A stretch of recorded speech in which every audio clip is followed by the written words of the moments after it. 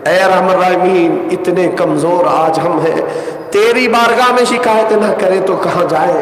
مولا یہ سوئی ہوئی قوم کو پھر سے جگا دے، مولا یہ سب تیرے سجدے کرتے ہیں، ان کی غیرت ایمانی کو بیدار فرما دے، اے مولا اے کریم خدا صحابہ کا صدقہ عطا فرما دے، مولا ہم سب کو محتاجی سے بچا لے، مولا ہم سب کو بری بیماریوں سے بچا لے، نیک و صالح فرمان بردار اولاد عطا کر، قیامت تک ہماری نسل میں عاشقان مصطفیٰ پیدا فرما، ہماری اولاد کو ہمارے اہل خانہ کو بد عقیدہ اور گمراہ ہونے سے بچا لے، جو ہمارے خاندانوں میں انتقال کر چکے مولا ان کی مغفرت کر، ہمارے ماں باپ کی مغفرت فرما، قبرستانوں میں سوئے ہوئے بہت سارے لوگ آج دعاؤں کا انتظار کر رہے ہوں گے مولا، ہم رمضانوں میں اچھی اچھی سحریاں اور افطاریاں کر رہے ہیں، اے کریم خدا اس رمضان کی برکت سے ان کی قبروں کو جنت بنا دے، ان کو سکون و اطمینان عطا فرما، ارحم الراحمین اے کریم خدا ہماری دعاؤں کو حضور کے نالین پاک کے صدقے قبول فرما،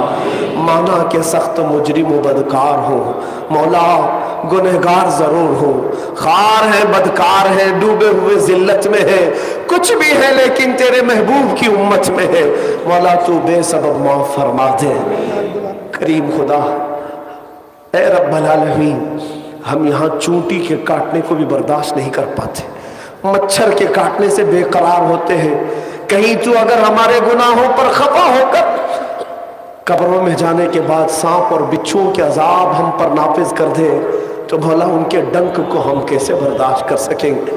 ہم یہاں موم بتی کی آگ کو اپنی انگلی میں نہیں برداشت کر پاتے، جہنم کے لپکتے ہوئے شعلوں کا مقابلہ نہ کر سکیں گے مولا، آج کی ليلۃ القدر میں ہم سب کو معاف فرما دے، اے کریم خدا اخیر میں صرف اتنی التجا ہے کہ یہ آنکھیں اب بہت تھک چکی ہیں مولا، ظلم اور گناہ دیکھ دیکھ کر کچھ ایسا کر دے میرے کردگار، آنکھوں میں ہمیشہ نقش رہے روئے یار آنکھوں میں، انہیں نہ دیکھا تو کس کام کی ہیں یہ آنکھیں کہ دیکھنے کی ہے ساری بہار آنکھوں میں، مولا جب ہمیشہ کے لیے آنکھ بند ہونے والی ہو، موت سے پہلے ایک بار مدینے والے آقا کے چہرے کی زیارت نصیب فرما، مولا میں گنہگار ہوں اور بڑے مرتبوں کی خواہش، تو کریم ہے خدایا تیری بندہ پروری ہے، دنیا میں ہر آفت سے بچانا مولا، عقبہ میں نہ کچھ رنج دکھانا مولا، بیٹھے جو درے پاک پیمبر کے حضور ایمان پہ اس وقت اٹھانا مولا، حیدرآباد کے سارے خوش عقیدہ مسلمانوں کی عزت و آبرو کی حفاظت فرما، یہ سارے جم غفیر کو مولا مجاہدین اسلام بنا دے، ان کو غازیان اسلام بنا دے، تیرے حبیب پاک کے قدموں میں مر مٹنے والی جان انہیں عطا فرما، ان اللہ و ملائکتہ یصلون علی النبی یا ایھا الذین آمنوا صلوا علیہ وسلموا تسلیما، اللهم صل على سيدنا محمد معدن الجود والكرم وآله وأصحابه الكرام وابنه الكريم وبارك وسلم صلاة دائمة سرمدا أبدا۔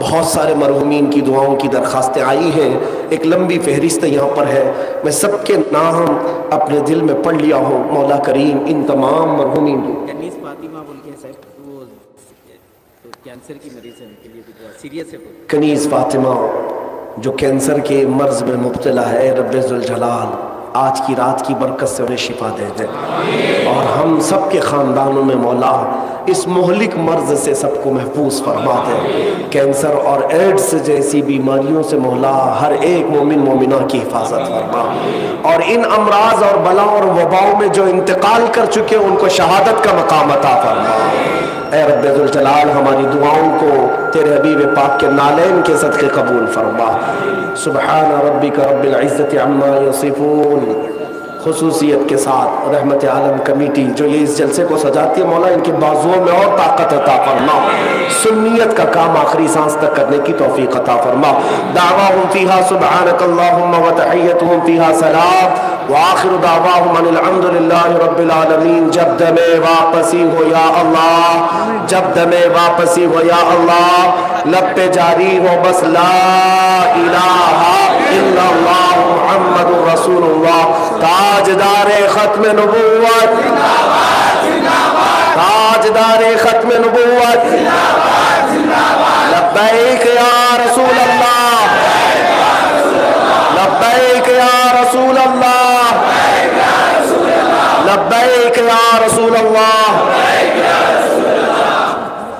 آپ سے ادباً گزارش کی جاتی ہے محکمہ پولیس، محکمہ بلدیہ، بالخصوص نواز سون اور کارپوریٹر صاحب